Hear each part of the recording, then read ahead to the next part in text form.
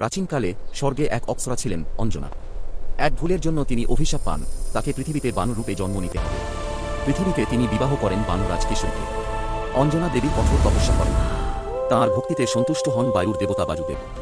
ঐশ্বরিক আশীর্বাদে জন্ম নেন এক অসাধারণ শক্তিশালী শিশু হনুমান। শিশু হনুমান ছিলেন অদ্ভুত শক্তিশালী ও দুষ্ট। একদিন তিনি আকাশে লাল সূর্য দেখে ভাবলেন, এটা নিশ্চয়ই পাকা ফল। তিনি লাফিয়ে সূর্যের দিকে ছুটে গেলেন। দেবরাজ ইন্দ্র ভয়ে বজ্র দিয়ে আঘাত করেন।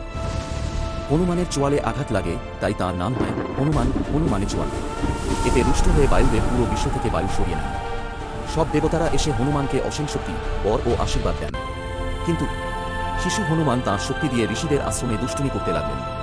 তখন ঋষিরা তাকে অভিশাপ দেন, তুমি তোমার শক্তি ভুলে যাবে যতক্ষণ না কেউ তোমাকে তোমার শক্তির কথা স্মরণ করায়।